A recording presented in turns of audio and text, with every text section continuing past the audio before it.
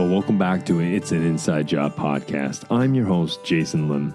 Now, this podcast is dedicated to helping you to help yourself and others to become more mentally and emotionally resilient so you can be better at bouncing back from life's inevitable setbacks.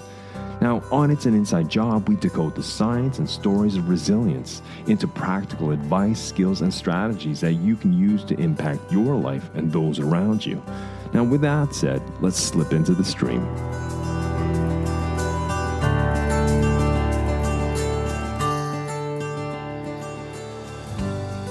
Hey, welcome back, folks. Thank you for joining me for another week and allowing me to be a part of that week. This week, I have a brilliant guest. He's just a great guy all around. You know, his philosophy, his personality, everything about him.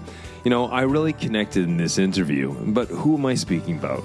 Well, I'm talking about Øystein Pettersen.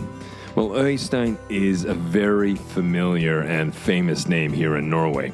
But for those international listeners who may not know him, well, he is a Norwegian professional athlete known for his achievements in cross-country skiing. Now, he was born in 1983 in Linderud, Norway.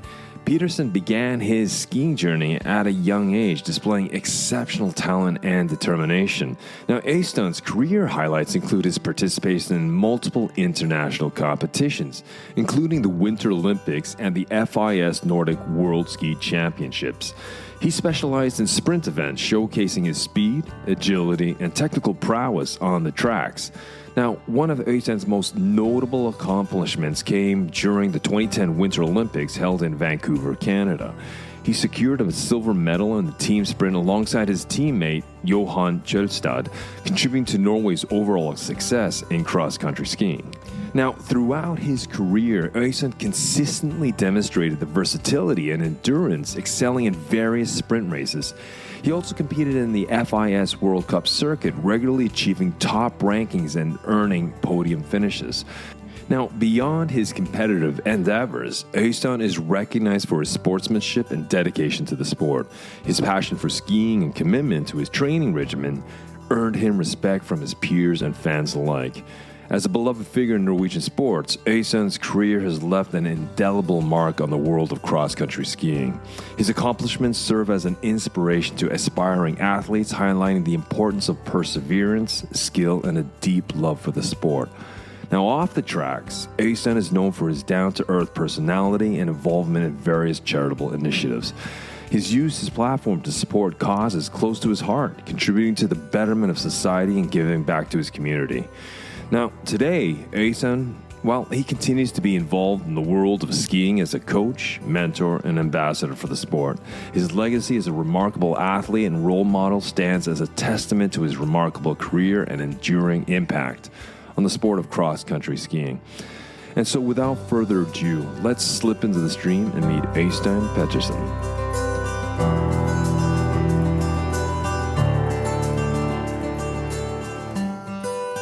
Well, I think Norwegians pretty much know who you are because you've won several medals and in cross-country skiing and such. But maybe for our international listeners and those few Norwegians that haven't heard about you, maybe you could introduce who you are and what you do. Yeah, sure. Thanks. That's like you say, perhaps I'm most known for being a former professional skier. I used to be a cross-country skier. I don't consider myself as a skier.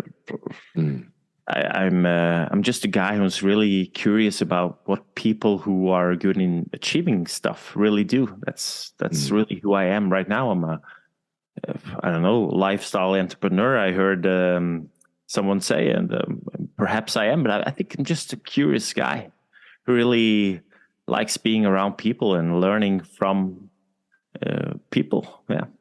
That's pretty much who I am.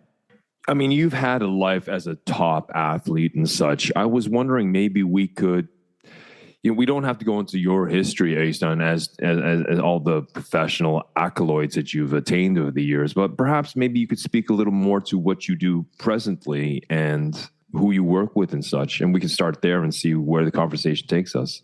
Yeah, that's good. It's typical because the people really have a tendency of wanting to hear histories and wanting to hear a lot of the secrets. But I find it's first of all no secrets, and second, I find the mechanisms behind achieving.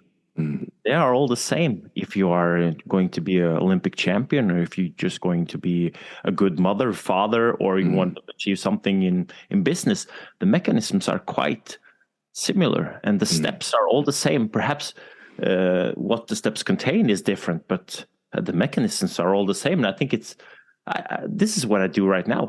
I really do love, even though I'm not skiing anymore on a professional level, I'm still working with the same mechanisms every single day. And I'm really passionate about it, and I'm really curious. So, yeah. Well, those mechanisms, I think maybe we can explore some of that, because as you said, there is pretty much a recipe for a particular mindset to move forward. And for me, it requires some sort of discipline. It requires some sort of dedication, a level of that. And everyone kind of gets this logically, but I think what happens to a lot of us is that we have an emotional hang-up. We can't cross that. There's a misalignment between what we logically want and what we emotionally want to do. And at the end of the day, emotions rule what we do, our behavior.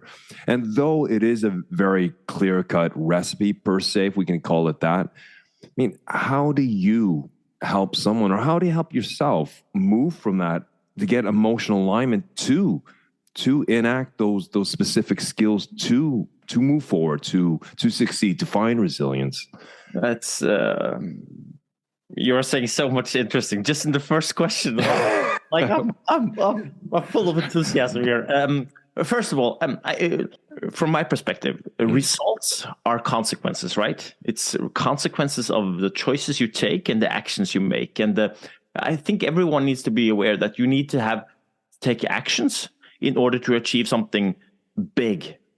But the actions you don't take and the choices you don't make will also influence the results you can achieve. So that's like how I look at life.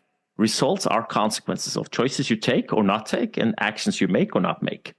But you said feelings, for example, and yes, feelings rules a lot of my day, and I think feelings rules a lot of most people's days. But I've seen that the people I've been around who's achieved the most, they don't let the feelings steer what they do, but they let what they do steer how they feel.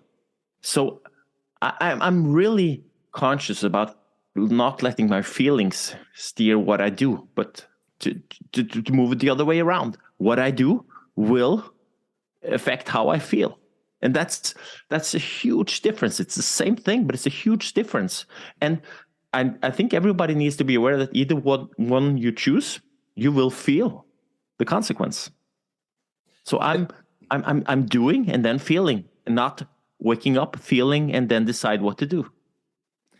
At the end of the day, we've spoken many times on this podcast about what emotions are, what feelings are. And from sort of a neuroscience perspective, I know we come from two different disciplines, but I think a lot of our philosophies and our practices have overlap, Øystein.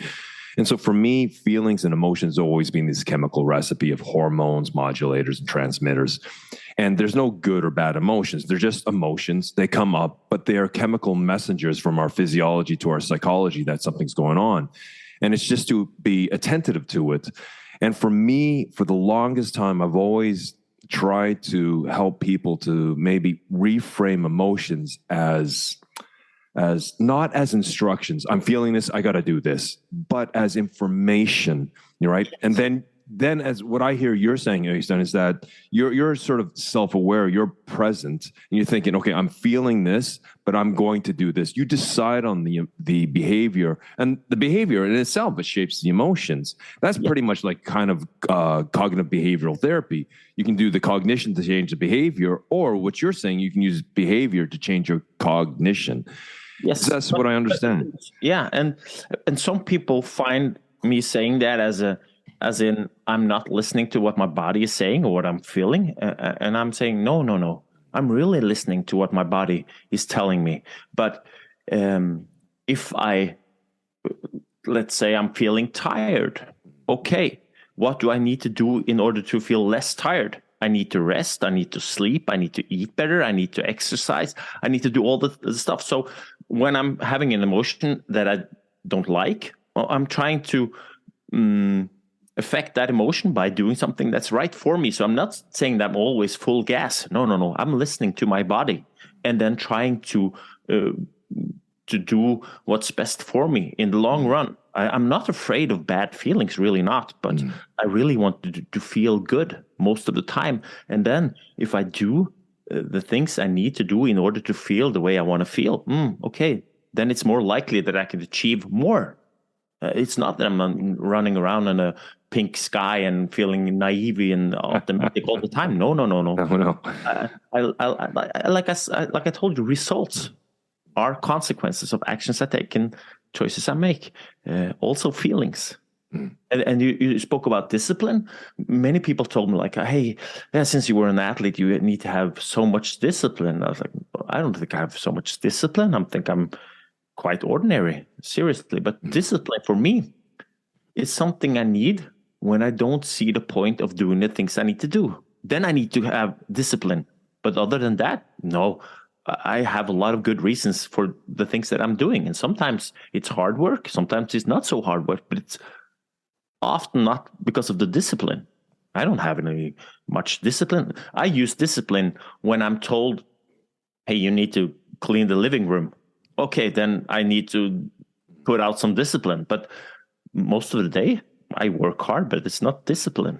And when I was a professional skier, it was not because of discipline. It was because of dedication, passion, excitement, enthusiasm. I just love for the game and love and really connection to the target. This is what I want to do. It's not discipline. And if you feel like you need to put so much discipline into your ordinary day, I think you're working against the wrong targets.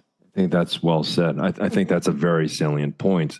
So what I hear, Øystein, if I just rewind, so discipline for yourself wasn't something you needed as an infrastructure, because if you have the drive and the passion, that in itself is the rocket fuel for you to do what you got to do to achieve what you want to achieve. Yeah. But when those days were heavy, when whatever it was, then you had some sort of, as I understand your operationally defining discipline, is that you had a routine to fall back. You had a plan B, a specific plan what to do in case the drive wasn't there that day for whatever reason. Then you have a plan to kick into the discipline, which became your plan B to move forward.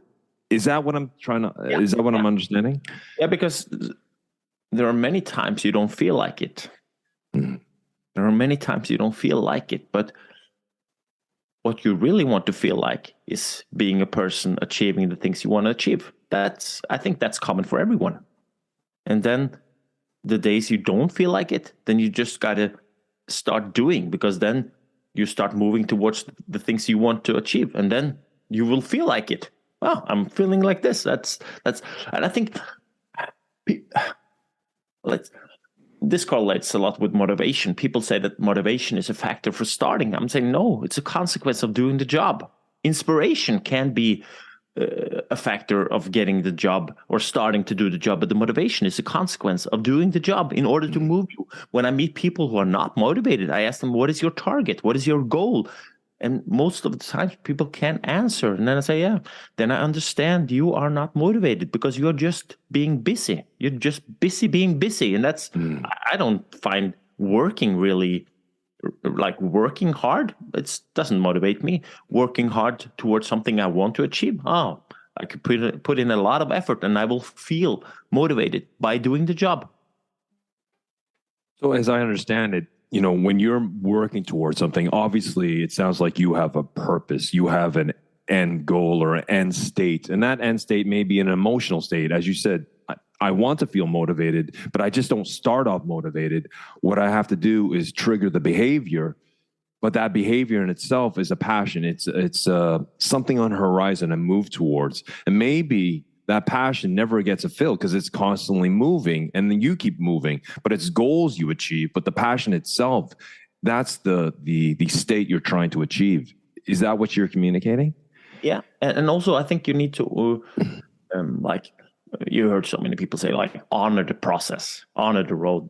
The road is more important than the goal itself. And I totally agree. Why? Because I won a gold medal in the Olympics, and I don't know how many years I spent traveling that road and being able to win the Olympic gold medal, but it took maybe 8 years.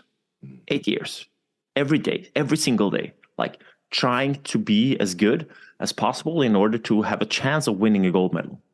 And I cannot say that every day I woke up really motivated, but like when I look back at those 8 years, it was a period of pure enthusiasm. Like, seriously, I'm really proud and I'm really glad for the journey. But I won a gold medal, and it was like one day. I spent one day as an Olympic champion. I spent 8 years traveling in order to get that gold medal. I was maybe there for one day. Maybe that's even too much. Maybe it was just 5 hours.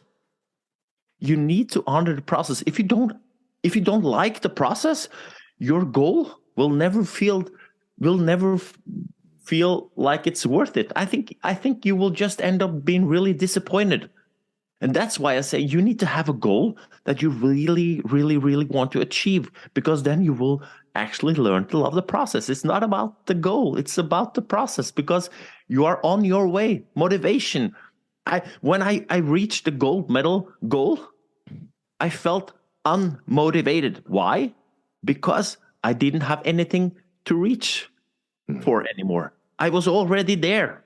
I was there. If you climb the Mount Everest, I've never done that, but I think they feel the same way.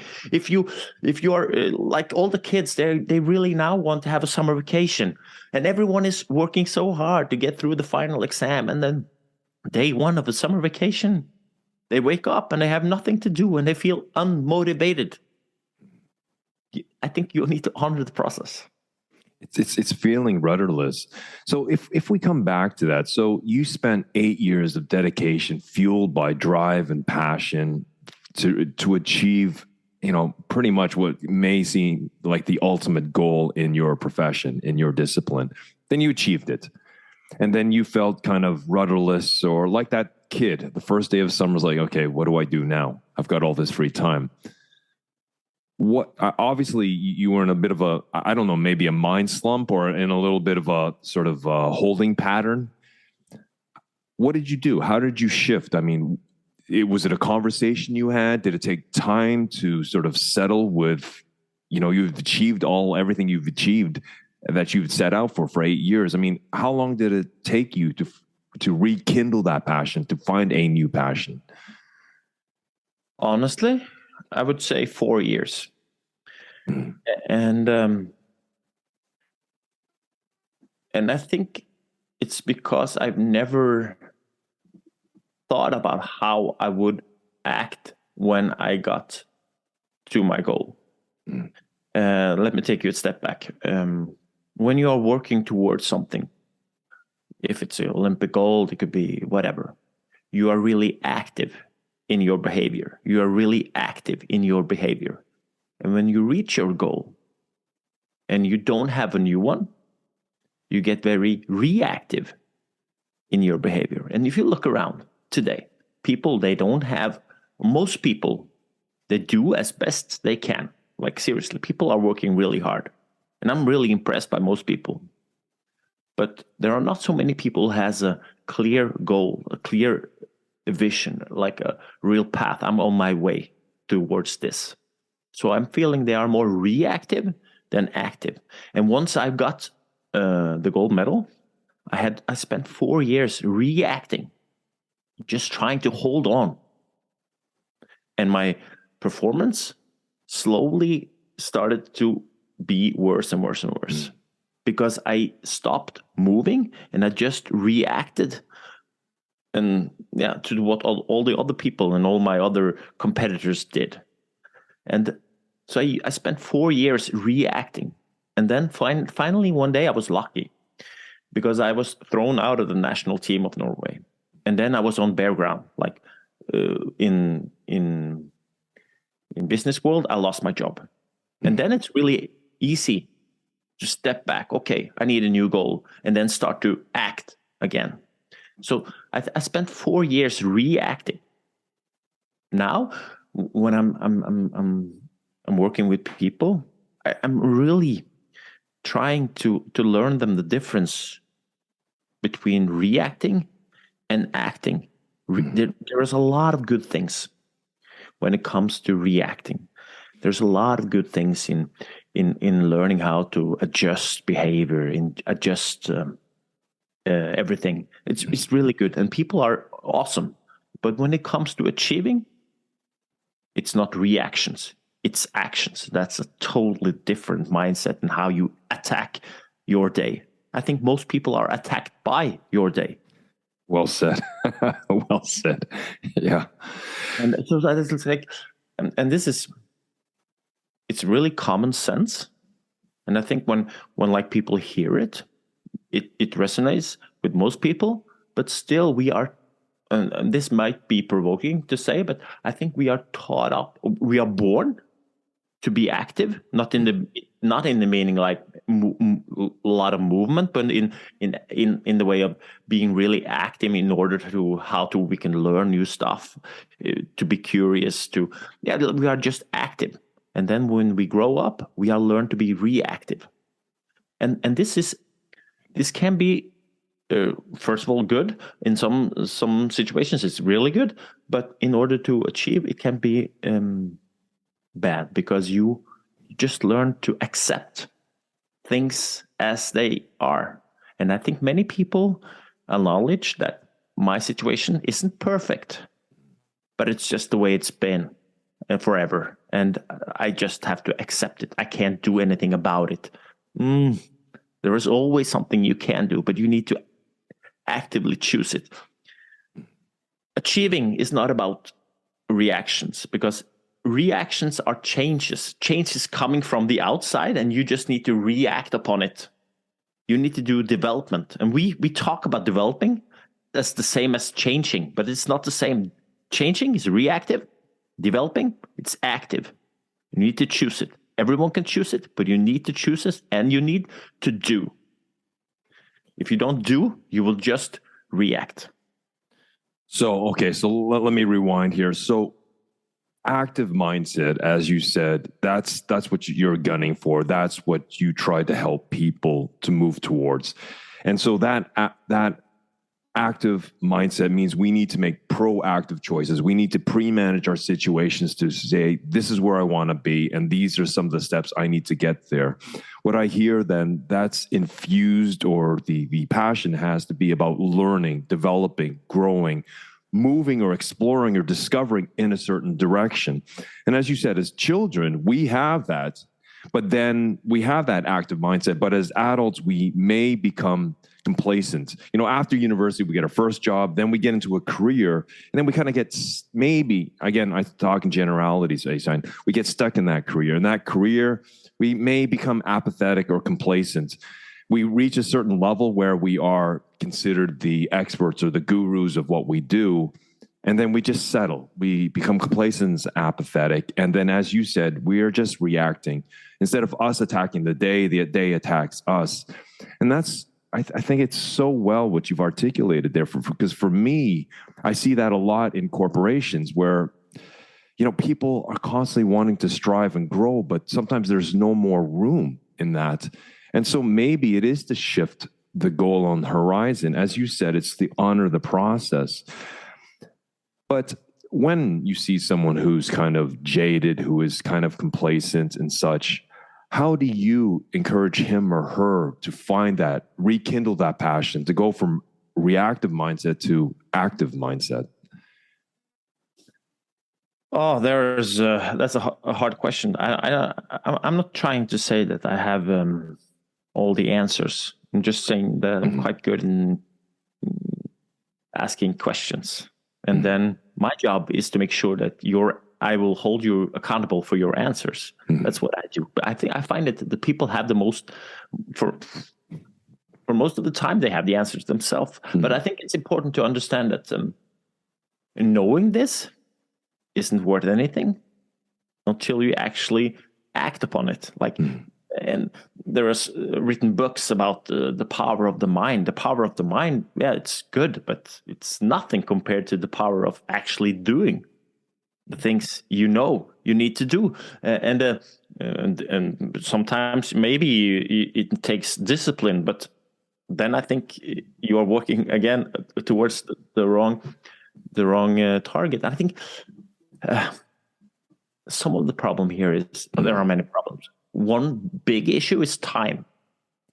We don't have the time, even though we live in a society who is really effective and we save a lot of time in everything we do compared to 50 years ago. Everything is faster, but I've never heard people say, now I've saved so much time that I will start spending some time on this or that. We just fill up the time we spend on other tasks, other activities, and we end up tired. And we try to, like, I think really you can do anything, but not at once. You need to do one thing at a time. And that's the problem. People are busy being busy. They are working on so many things at the same time, and you end up feeling like you don't manage anything. Like, so I think time is one thing. And secondly, energy. In order to achieve, you need time and you need energy. Why? Because you need energy to do. Thinking, that's perfect, but it doesn't move you.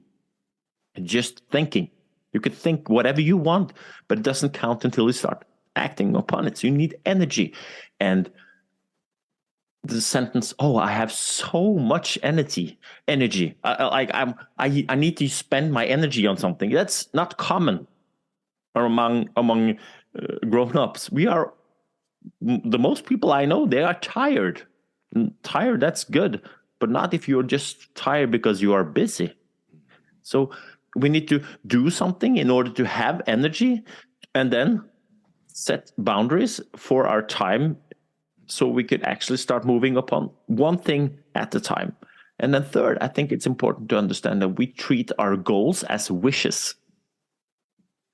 And what I mean that a goal is something that can happen if you do the things the goal requires. Wishes, somebody else has to do in order to your wish to come through. And so many people tell me, I wish I had the time. I wish I had this, and I wish I had that. Yes, hopefully you are living with Santa Claus, because then your wish may come true. But I don't think, if it's really important for you, move it from the wish side of the table and over to the goal side of the table. And then you need to be prepared to start doing. Yeah, and I think, wishing is what we call wishful thinking in English. I mean, it's just like, it's nice, but you're not going to achieve it unless you, as you said, shift to goals. So I think that's so important what you said, when you said that we can only kind of focus on one thing at a time. And that's basically the brain mechanics, unless it's a habit you're executing. If it's something new, then it is. You can only focus on one thing at a time. And what I hear often, and again, this is my own philosophy, people are talking about finding balance in life. Truly, if I'm thinking of a young professional, they've got small kids, they've got aging parents, they've got a profession, maybe their spouse or their girlfriend, their significant other is also a professional, or what have you. I mean, they've got many moving parts. And for me to try to find balance it's a road to insanity. I think at some point, what you're saying, what I said, you said you had to block off or create boundaries. And for me, the term I tend to use, which is along the same philosophy as yours, Øystein, is trade-offs. Sometimes you need to make a trade-off. Sometimes I need to spend time with my kids, and work is just going to have to work. It's just going to have to be on pause, and everyone else is just going to have to wait. Or sometimes I need to dive into work and just work on that. Or sometimes on the weekends, I need to go for a long run, and everything else has to be paused. And it's a trade-offs. And I think it sounds like being okay with that. And then you said your second point, which I think is so significant, is energy. And maybe time is, I need to be a little more disciplined, getting in bed a little bit earlier, so I get up a little earlier, so I have the time and the energy. And then I can go from wishful thinking to actually doing, actually, what did you say? Acting instead of reacting. Is that what I understand? Yeah. Yeah. Yeah, and again, the problem is that we are experts on reacting, and we are experts in accepting the things as they have been. And we see the future with the past. The one you are today can't stand in your way of becoming the one you want to become tomorrow, but we see the future with the past. And I totally agree. And many people say, yeah, and then in order to do what you are saying, like blocking off time and prioritizing, how can you prioritize if you don't know your goal? It's impossible. It's impossible to prioritize if you don't have your goal. And you can have different goals, yeah, for sure. But you need to sit down with a piece of paper and a pen and write down what is most important for you. And then you have maybe your job, you have your family, and you have your health. That's how I categorize it. And I just prioritize different goals for different type of activities during the day. And then people say, yeah, but then you have to sacrifice something. No, I'm not sacrificing. I'm not sacrificing any. All the things that I'm sacrificing is the things that are not on my list. And that's called prioritizing. That's totally different. People say, you need to sacrifice. If you feel like your day, again, if you feel like throughout your day you need to sacrifice a lot, you are working towards the wrong goal, and you will never be fulfilled when you reach them. But people say, when I just get this, then I will start doing this. When I achieve this, then I will be happy. You will not be happy. You will be tired. And that doesn't correlate with happy.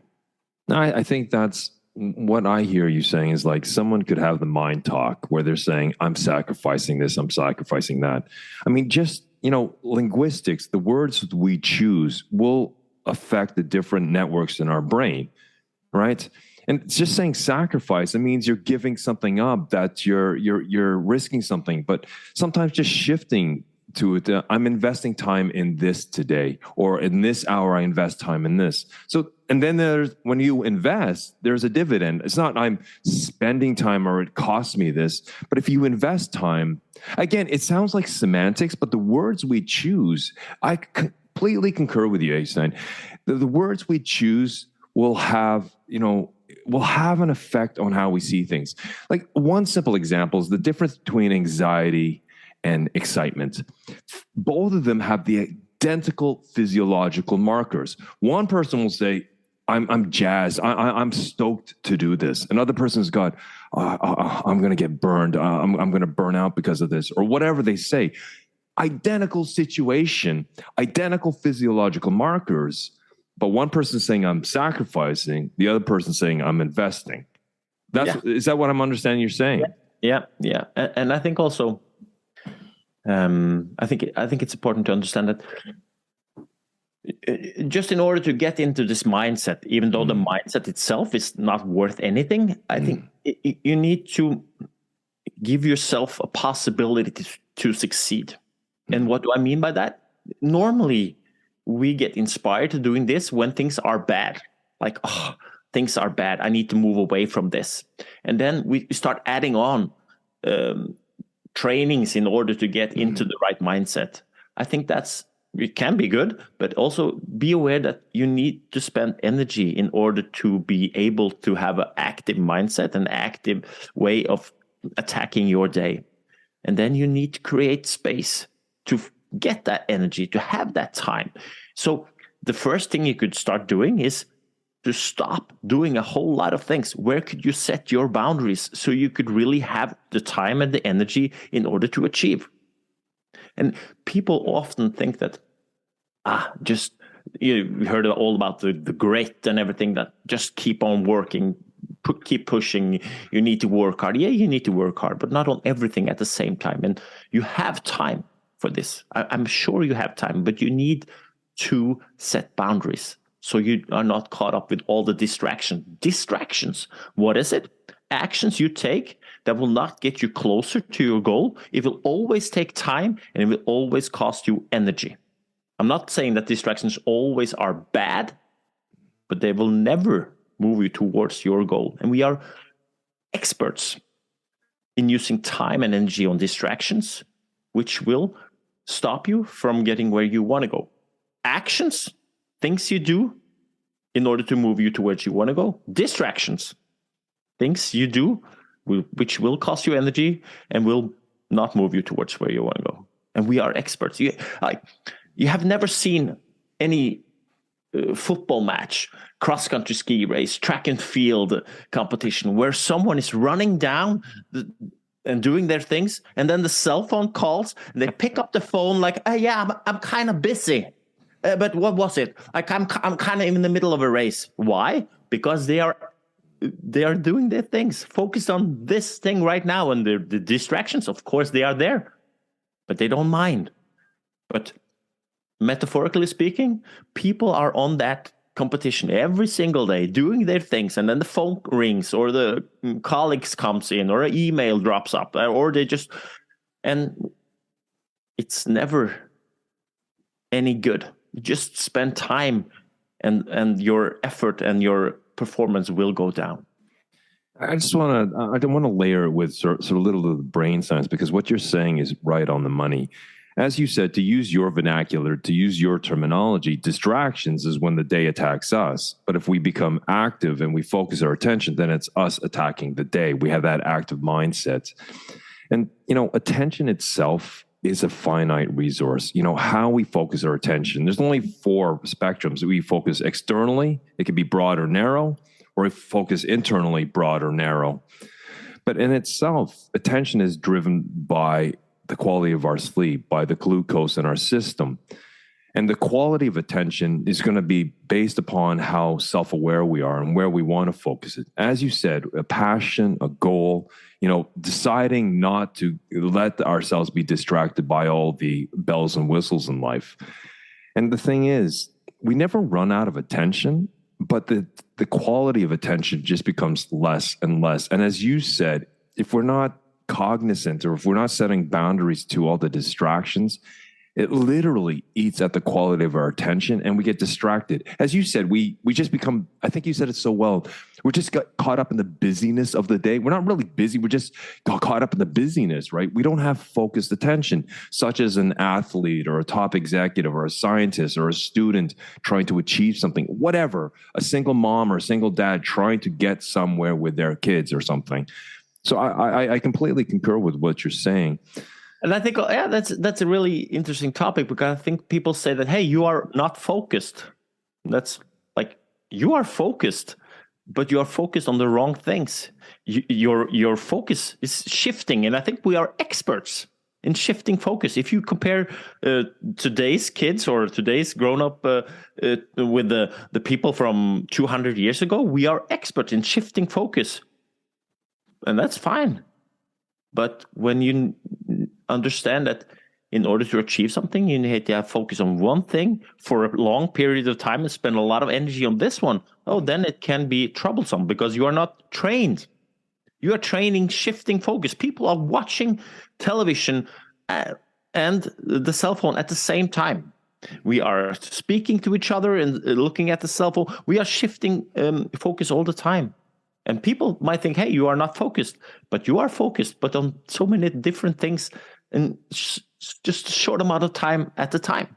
So I think you need just to practice to be focused. And that's, people say, mindfulness, or you need to start meditation, or what is meditation? What is mindfulness? It's just focus on one thing. When I'm not into meditation at all, but if you have a measurement of my brain activity when I'm running, I'm 100% sure it's quite close to meditation. Why? Because I'm just running. That's what I do. People we say sleep on it. Why do we say sleep on it? Because then your brain actually has the environment and the peace to be creative, to solve problems. But in today's society, where we shift focus all the time, we are running on 5th gear all the time. We don't have time to be creative. We just have been time to be reactive, and that's not the perfect environment from my perspective. And also, I think it's important. Like I'm really into you need to have a clear goal, and I really do think it's good to have a vision or some pathway to go. It doesn't always need to be materialistic. I think it could be more importantly how you actually want to be. Like, how do I want to be during the day? Have that active in your forehead when you are stepping out of your front door and into the world. But I think knowing the goal itself is not worth so much. You need to know where you are and how you're going to get there. I usually use Rubik's Cube as an example, because many people have tried to solve the Rubik's Cube. And more people have tried than succeeded. It's not because we don't know the goal. Everybody understands the meaning of the Rubik's Cube. But if you don't know the recipe, you will be caught up being busy. You just move the bricks around and you hope that you are moving towards your goal. And you cannot, after a day's work, you cannot say, like, really, did I work on distractions or actions? You just worked. And I think I use Rubik's Cube as a reminder. Take yourself the time to not only know the goal, but break it down into steps, small steps. Rubik's Cube is really simple to solve, but you need to know the steps. And I think it's the same in your day. You need to break down the steps so you just can start doing actions and not being caught up in the distractions.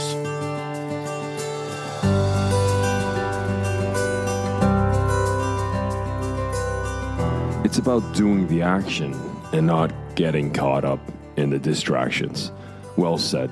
In the first part of the episode, we explored the concept of the consequences of choices, actions, and the lack thereof. Øystein emphasizes the importance of making decisions based on how we truly feel, rather than just doing or going through the emotions. He suggests that if we find ourselves needing excessive discipline for a particular task, it might indicate that we are pursuing the wrong target. While passion and drive serve as the initial motivation to pursue our goals, discipline can become crucial when our enthusiasm wanes. Then the discussion then shifted towards the significance of honoring the process in order to achieve our desired outcome. Øystein shares his personal experience of shifting his mindset from merely hoping for success to actively taking the steps towards it. This transformation took him 4 years to accomplish. He also reflects on the consequences of achieving his goal without having a new one in sight. He became reactive rather than active, and his performance suffered as a result. This distinction between being active and reactive is highlighted when Øystein emphasized the importance of self-awareness and making conscious choices based on our values. He notes that changing is merely a reaction to circumstances, while developing, well, that involves planning and actively making choices. In part 1, we also discussed the 3 essential elements for achievement: time, energy, and action. Øystein cautions against falling into the trap of busyness and treating goals as mere wishes. He stresses the need for setting boundaries and avoiding distractions that divert us from our goals. Time and energy can work in our favor, but only if we maintain focused attention and have a clear understanding of our current position and the path we need to take. As we prepare to delve into the second part of this episode, it is essential to keep in mind the significance of conscious decision-making, self-awareness, and the proper utilization of time and energy. These themes, as discussed by Øystein, will continue to shape our understanding of personal development and goal achievement. So let's now continue this fascinating conversation with Øystein as we slip into the stream into part 2.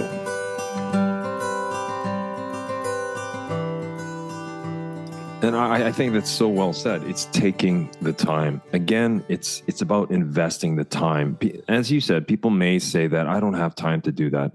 Well, the thing is, then you're just running. You're just running without any direction or purpose.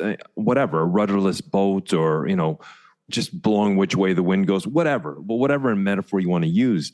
And I think it is just that. It's sitting down. As you said, you don't have all the answers, but how you help yourself shift mindset and how you help others shift mindset is the quality of the questions.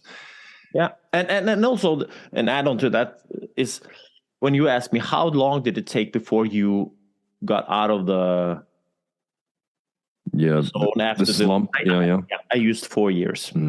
And I wish I could tell the story in a different way. Like, I wish I could tell the story. I spent some days, or I spent maybe a year, half a year, and then I decided to make a change. Decided to, like, this is not going to happen. But I did not decide. I was forced to it because I lost my job. And when you are forced into making changes, then it's quite easy. But the opportunity to take control, I had it every single day for 4 years. But me, as everybody else, was an expert on reacting, accepting, just adjust. And that's good. But in order to achieve, it can be bad. So it's easier when you are forced to do it than when you're not forced, but you can do it. So if I come back to that, as you said, in a sense, you lost your job. When you got dropped off the national team, it's like someone getting fired or just losing their job. Yeah.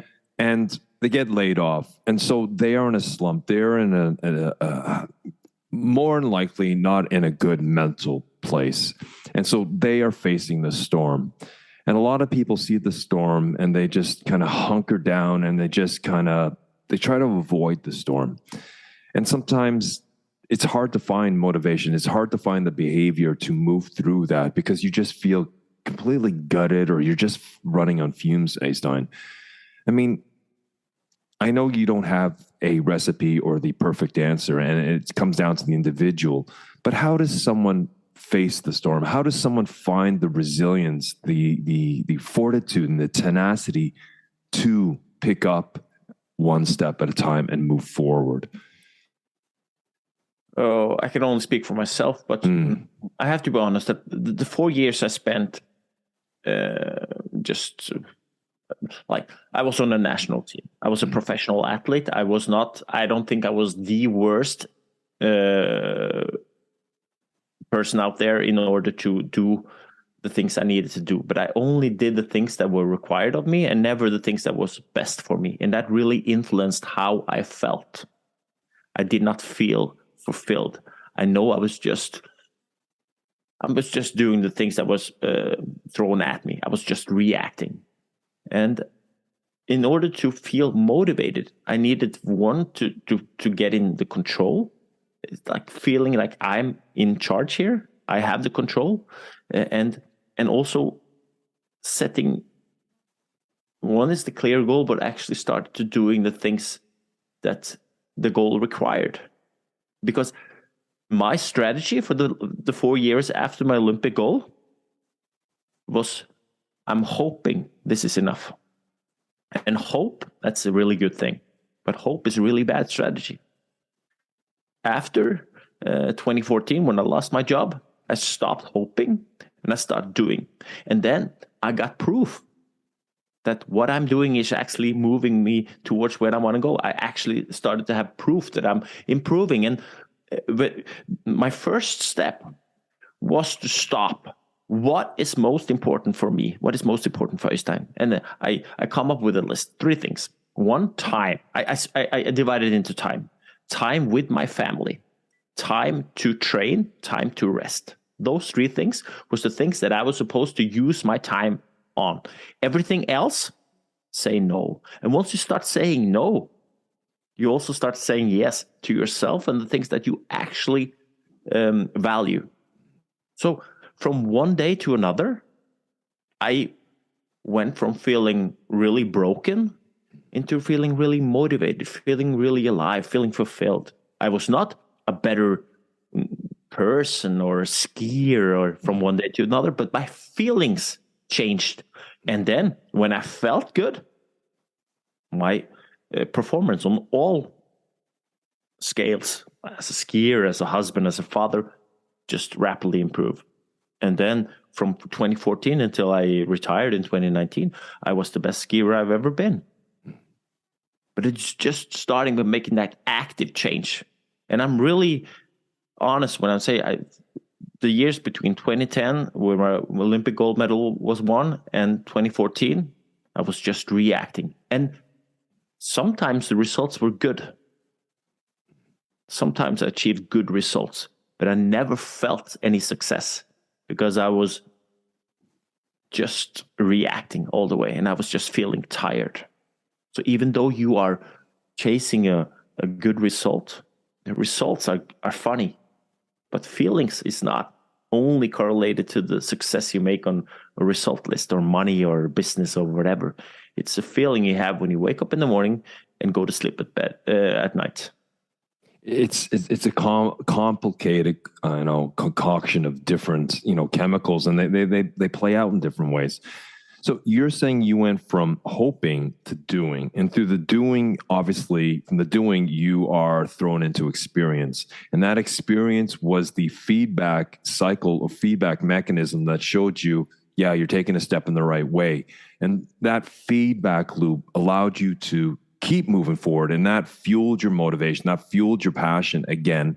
And then, as you said, you decided to, I've only got so much time, and the three major things in my life is family, is training, and it's rest. If I rest, I'm more there for my family, I'm more there for myself. And as you said, it was a trade-off, but you decided to, by saying no to others, I'm saying yes to my kids, yes to my family, yes to myself. And so I also understand what I'd like to come back. I always like challenging people. So I love it. I love it. Bring it on. Okay. So you said from 2010 to 2014, you were kind of broken and you were kind of hoping for things, but then you made this leap. You bridged the hoping to doing. What did you specifically do, nuts and bolts, to shift from hoping to doing? I mean, what was it? What was the catalyst? What was the spark that allowed you to bridge that chasm, that abyss between hoping and doing? I think it's a good question. I think during those 4 years, I was really aware that this is not perfect. I was really aware this is not what I dreamt of. And no matter the results, I know that I have a bad feeling. Like I'm not feeling good. I'm saying one thing and I'm doing another thing.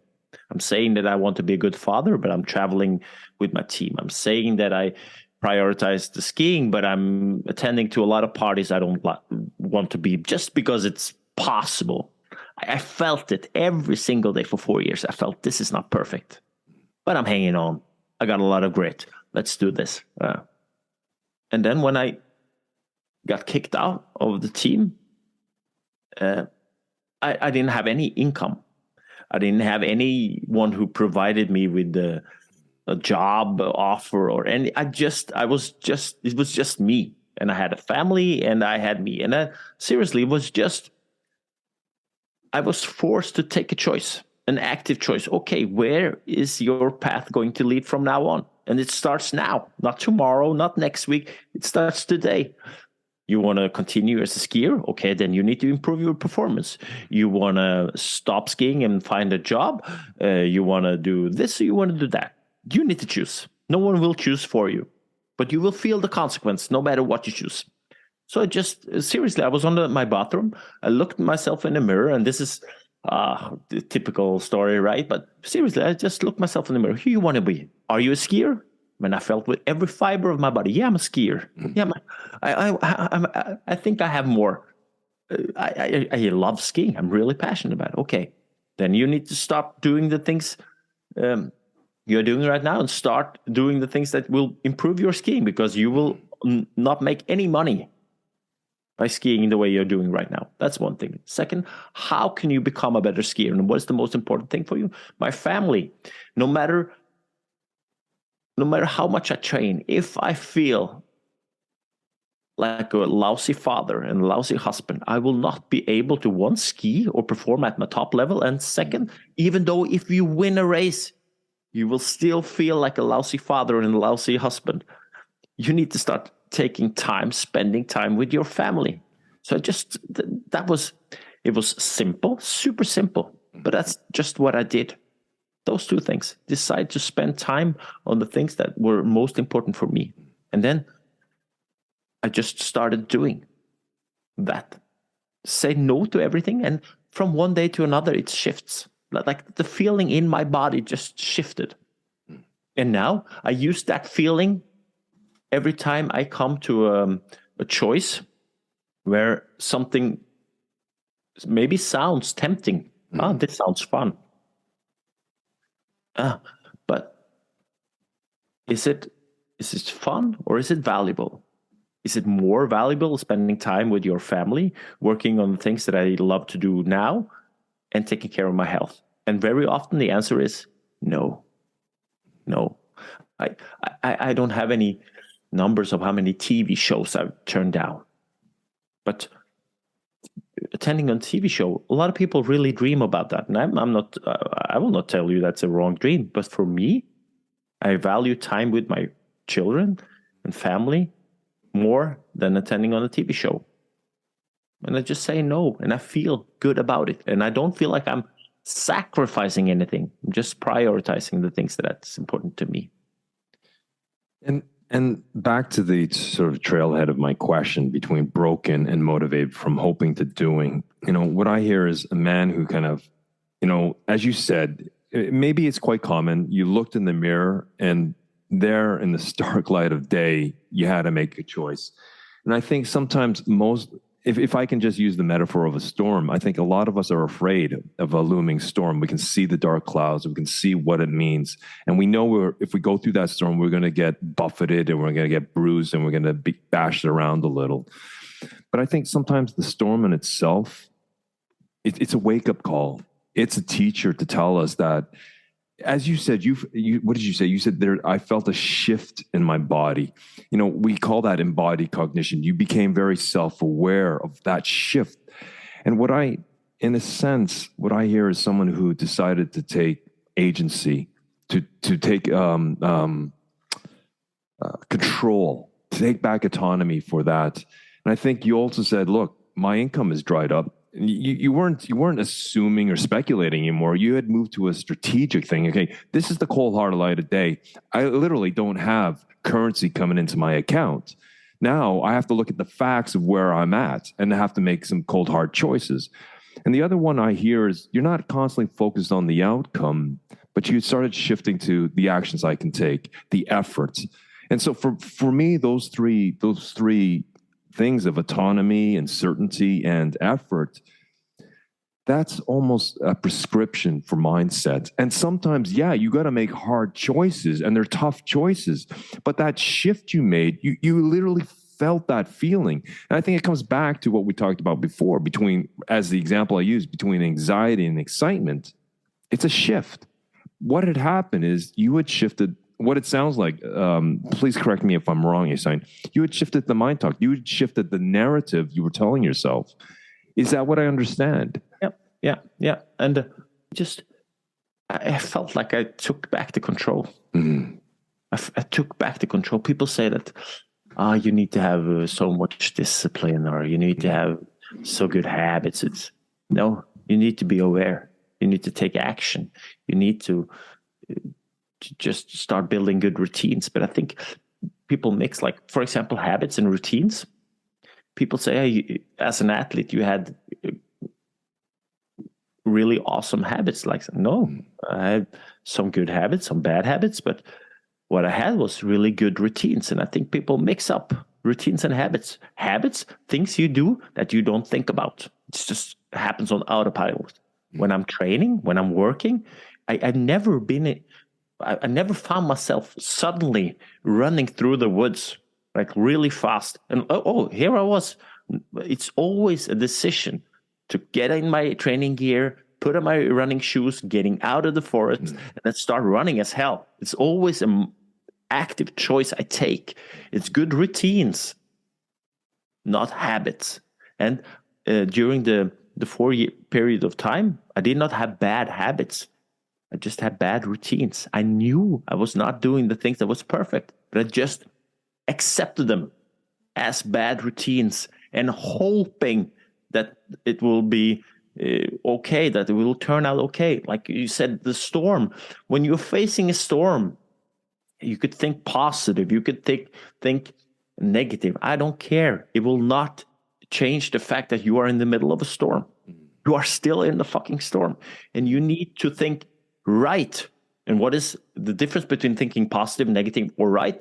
Thinking right is, what do I need to do in order to change this situation? And that's a whole nother mind game. That's a whole nother story. And I think you think positive if you want to, but be aware that thinking positive will never change the situation you're in.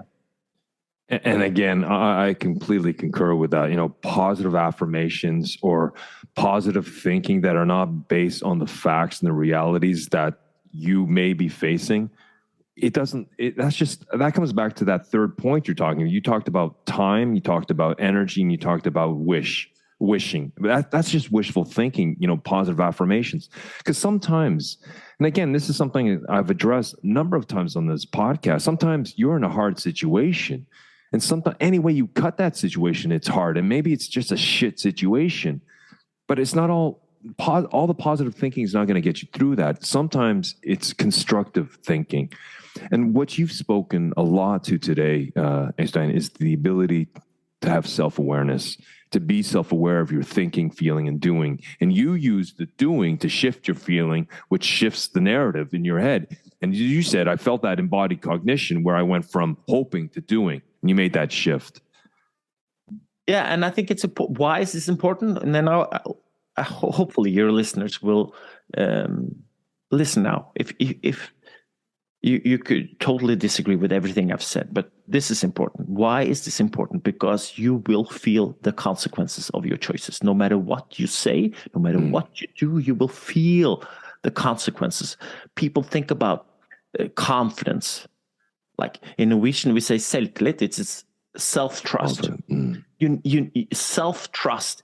You need to give yourself more reasons to trust yourself, to disbelieve in yourself. And how do you do that? Just by planning on an action or planning a certain behavior and start doing the behavior or doing the actions when it comes in your calendar without any distractions. And if you do that, you will build your confidence. And also, when you start doing the things you have planned to do in order to achieve the things you want to achieve, you will get better. That's why we see people who are really good and think, they are confident. Yes, they are confident because they've done and put in the work in order to be so good. And that will fuel their confidence and also fuel their performance. And why is this important? Because how you feel about yourself, like your confidence confidence is going down the road together with self-image, self-feeling, belief in yourself. They are walking down the path and you will feel the consequence. And I'm not saying that you should listen to me, but I'm 100% sure that whatever you do as your next action, you will feel the consequence. Well said. As you said, you have to feel about yourself, to have the positive self-image, to have the self-confidence, to have the self-esteem. In order to do that, from my clinical experience, you need to have self-compassion. And my experience is with a lot of us, we turn on the compassion faucets for everyone else, our kids, our significant others, our friends, our colleagues, what have you. But when it comes to ourselves, we kind of turn it off. Maybe not all the way drip, drip, drip, but it's not really serving us. And what we lash ourselves is with self-flagellation, with self-critical thoughts, with self-doubt. How important was self-compassion for you to bridge from the hoping to the doing, to understand that your income is drying up, your career, if you continue down this road of skiing, is going to be in the dumpster? How important was self-compassion as part of that self-awareness you had? I think it's a really good question. Again, I think that changed also. That was a switch, because when you win the Olympic gold medal, suddenly you realize that you can be the best. But that's a really hard premise. That's a really hard level of achievement. That's a really hard ambition to be the best. And once you have that ambition, it's really easy to be really self-critical. It's really easy to be really almost self-sabotaging yourself, because you see everybody else and you see their superpowers and you feel, I'm not even close. So I just, during those 4 years after the Olympic gold medal, I was in a downgoing spiral of self-criticism and self-sabotage. Once I was kicked out of the national team, I could let go of the being the best part and then start focusing on doing my best. And that's a whole different story. And then you could start treating yourself with love, with compassion, with, okay, you are more than good. You are more than good. As a skier, you just got proven you will never be good enough. But as a person, you are good. And I think we need to understand the difference. I think no one will be good enough when it comes to what you actually do. You can always improve. I won a gold medal. I was never good enough. But as a person, I am good, period. It's no competition. And once I understood that, it shifted my whole mindset or framework of perception of the things that I'm doing. Hey, you are just going to do as good as you can. And you will always improve. And there's only one way to improve, and that's by practicing. But people, again, we wish we have better confidence. I wish I had better self-image. I wish I had better self-esteem. I wish I believed in myself. But you stop wishing and start giving yourself proof of this. And I assure you, one, you will feel it too. I'm 100% sure that your performance also will improve. Again, there's so much said. I just want to unpack that because I'm learning a lot from you. You know, what I hear is instead of wishful thinking, it's the ability to move it from I wish this to I'm willing to do this. Because once you're willing to do that, obviously then you have the dedication, the passion to move it forwards. And as you said, as a professional athlete in that sphere of your life, when you were wearing that title, maybe part of what I hear is like you were comparing yourself to others, right? And I think maybe whether we call it an athletic mindset or just a mindset itself, I think sometimes life for me has always been sort of like a solo sport, like climbing or playing golf or running. I do a lot of running. I do a lot of climbing. And for me, there's no one to compare it to. And it's just, I'm comparing it to myself. And once I take away all the noise that's saying those people are better than me, yeah, sometimes I go there. But then I see how many people I'm actually better than. So I have a healthy comparison. And that in itself allows me just to self-regulate. And I have that compassion for myself. And as you said, you never really achieve the top. Because once you achieve the top, you start sliding again, and then you have to climb back up. We don't stay static. Life is about either growing or sliding, right?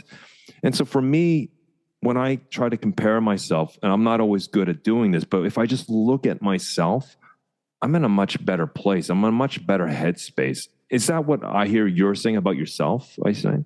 Yeah, 100%. And there are so many things here. First of all, we are living in a comparison society. We compare ourselves with others all the time. And that's perhaps it can be a good driver to perform better. But usually it's the opposite.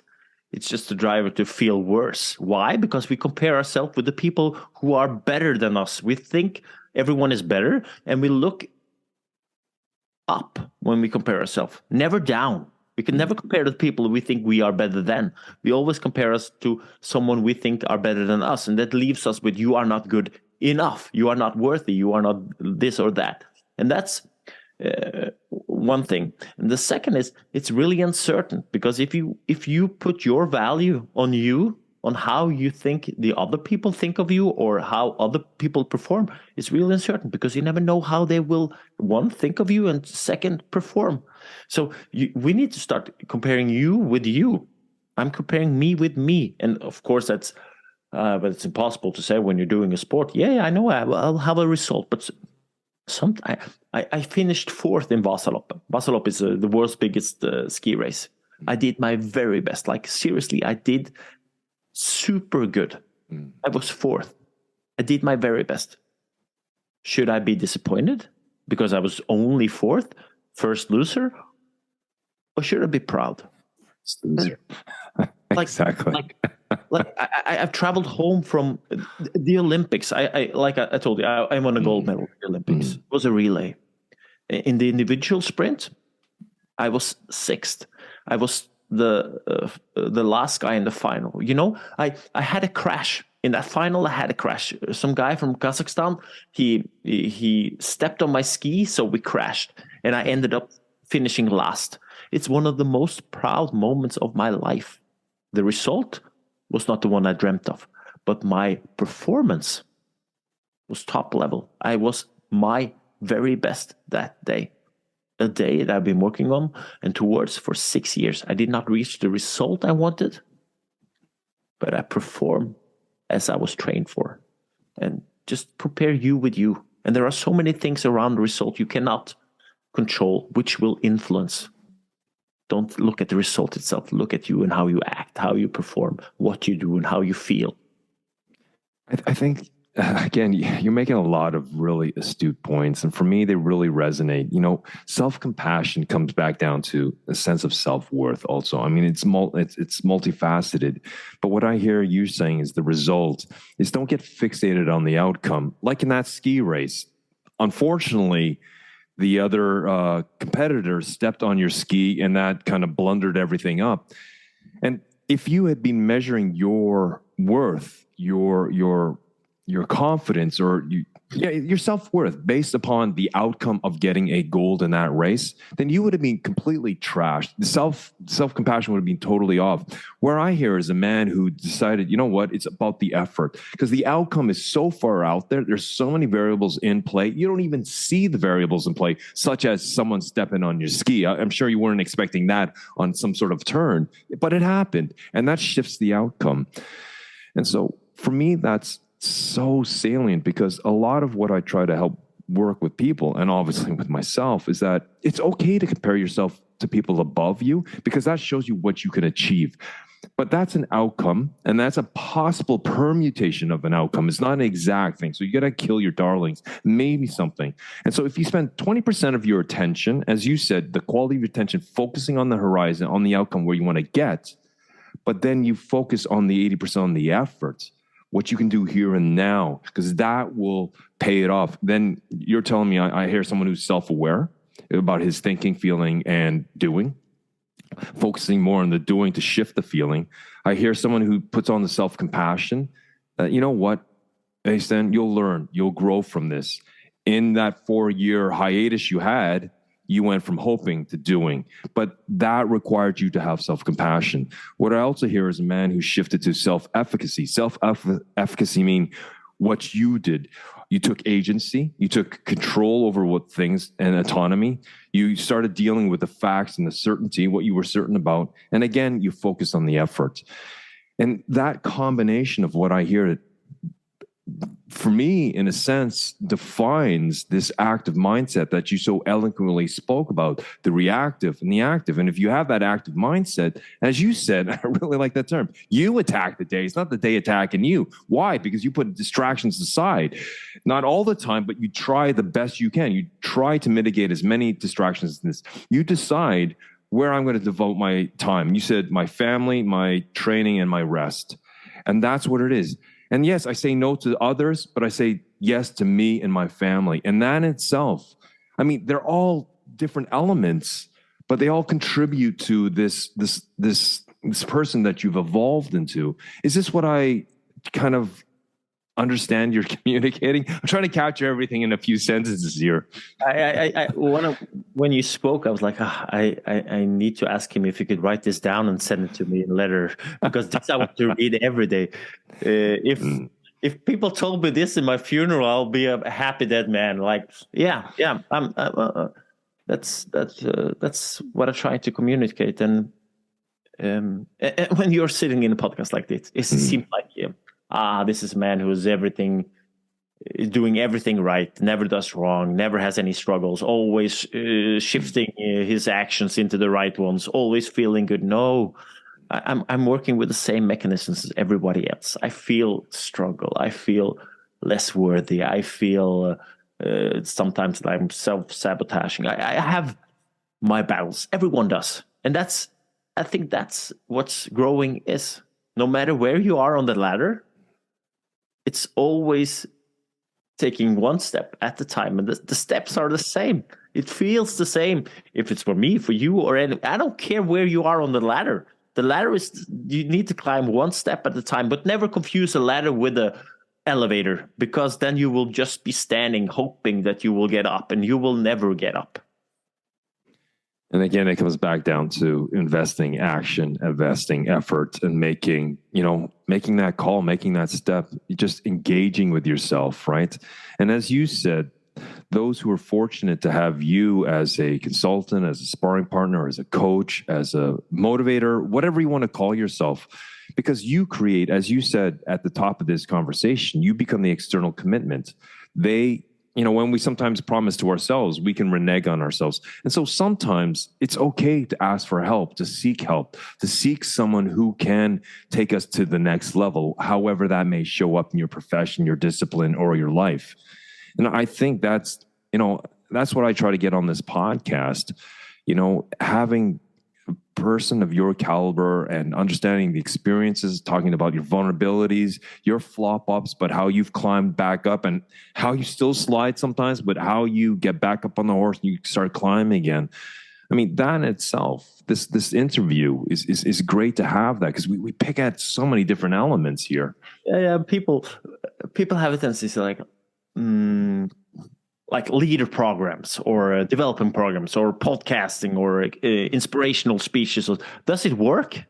I'm like that's not the question. Does it work? It's, you need to start doing.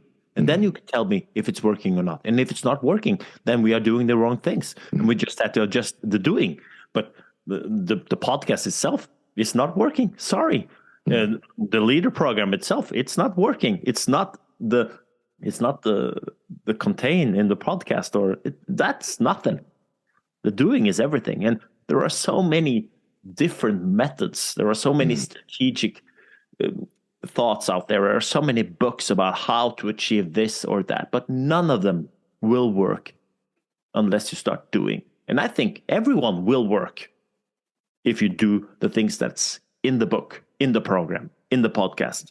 I think every one of them will work, but not if you do everything at once, all of them at once, and not if you just do it for one day. Because if you do something for one day, training, for example, you will not get as fast as Usain Bolt by sprinting today.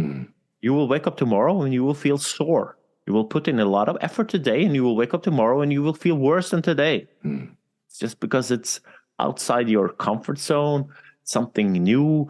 It's growing and growing. You need then there is some sort of resilience. There is some sort of this is hard. Yes, it's hard, but I think the alternative is also hard. Just going around reacting. That's to me it's harder. Well, days are numbered, and the question is what you want to do with those days, whether you do something, whether you engage with the day or disengage with the day. As you said at the top again, the conversation, those are the results, right? And at the end of the day, we have to take ownership for those results, whether there's something we want or what we don't want. And the question is, what do we do with that to the next day? And when, as you said, you train one day, so that's the training, but then the next day you're sore, you've challenged yourself mentally or physically, but then you need a rest day. You need to recuperate, and so you can come back to the game. And it's not constantly the grind or the hustle, as we were talking about. That's just foolish mindset if you're constantly grinding and hustling, because then that just leads you back from the active back to the reactive day. Is that what I understand, right? If you don't take the time. Yeah, you will. I'm not the David Goggins guy, even though I like David Goggins as a crazy inspirational guy. But I think you need to the work-life balance thing. You need energy, and sometimes you need to slow down. You need to go to bed early. You need to maybe have a walk. You need to just do the things that your body tells you need in order to have the energy to spend on the things you really do want. It's not about working hard. It's about working consistently over time, and to have that, to understand that you need to do this in Norwegian we call it bærekraft. I'm not sure what you call it. Sustainability. Yeah. It's to sustain it. Is your day today sustainable for 15 years? If the answer is yes, perfect. Keep going. If you really feel that the answer is no, this is not sustainable for me, then you need to stop.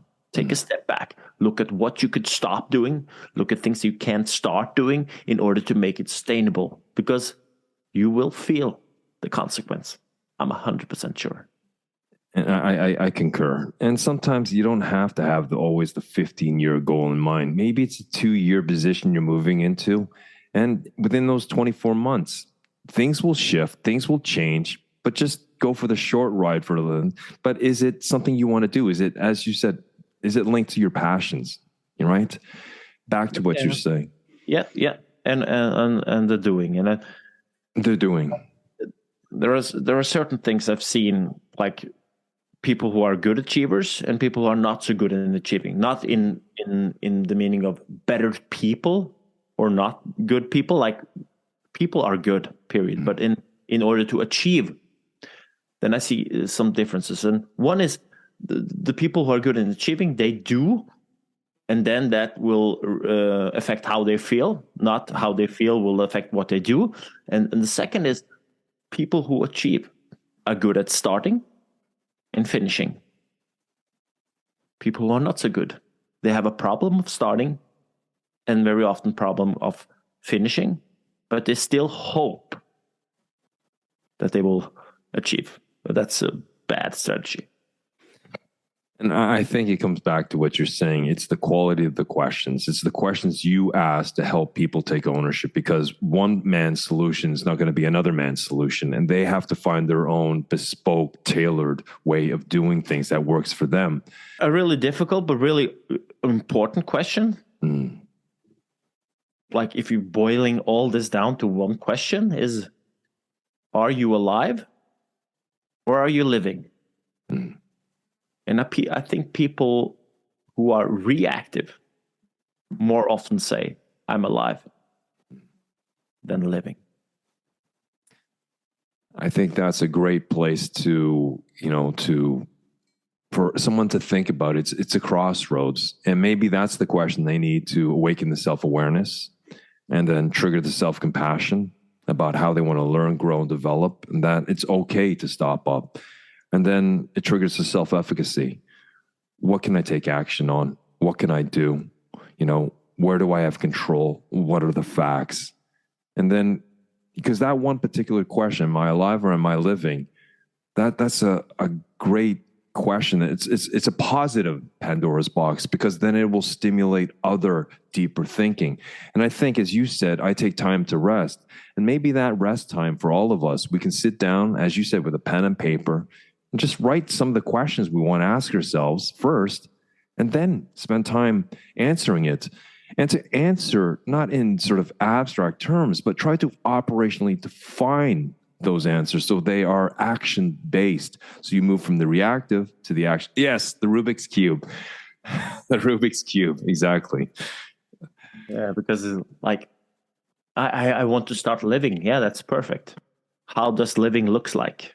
What do you need to do in order to feel like you are living and not just being alive? Okay, break it down to small steps. And the first thing can be to stop doing a whole lot of things, so you could have more time to create energy so you can start living. Because living costs energy and requires time. I think that's a perfect place to put a period, or maybe a ... to be continued conversation at some later date, Øystein. I mean, I definitely want to get you on again, because I think there is a part 2 to this conversation, and we'll leave the audience hanging a little, like a cliffhanger, till next time. But Øystein, I just really wanted to really thank you for your time and sharing your philosophies, your experience, your vulnerabilities, to show that even someone of your caliber and what you have achieved, that, you're no different from the rest of us, that you have your own struggles, that you have to grow, and sometimes you slide, and then sometimes you grow again. But that, it's sometimes hearing people's stories, it really helps us to help see that, okay, self-compassion, I can also learn, I can also adapt. So, Øystein, thank you very much for your time today. Thank you yourself. It's been an honor, and I really do love this. I think it's really inspiring. So, and you ask great questions. So thanks. Really inspiring. I will now go out and I will have a run and I will reflect on the conversation. That's what I do. And thank you. Thank you, Øystein. Well, folks, I have to say that was truly a fascinating and exhilarating conversation with Øystein. You know, in the second part, he delves into the essential journey of finding the motivation to move forward. Øystein shared his personal strategy of transitioning from hoping to doing, emphasizing that hoping alone is a flawed and ineffective approach. He discovered the power of becoming aware of his true values, which include spending time with his family, training, and taking care of his health. By consciously deciding to prioritize these important aspects and taking action, a shift occurred within him. The feeling in his body changed, providing him with a guide when faced with tempting choices. He now asks himself if something is not only fun but also valuable, considering its worth compared to spending time with his loved ones, maintaining his well-being, and more often than not, the answer is no. Øystein also highlighted the significance of self-compassion in his journey from hoping to doing. He moved away from self-criticism and comparing himself to others, instead focusing on his own progress, his actions, his performance, and his effort. His self-worth became a reflection of his consistent actions and dedication, allowing for sustainability over time. The question now he poses to us is, are we merely alive or are we truly living? By aligning our actions with our values, we can often engage in life and experience a sense of fulfillment. I think part of what we can draw from this fascinating conversation is that by emphasizing the importance of conscious decision-making, self-awareness, self-compassion, and the alignment of our actions with our values, it is through these deliberate choices that we can transform hope into action and create a life that is both meaningful and fulfilling.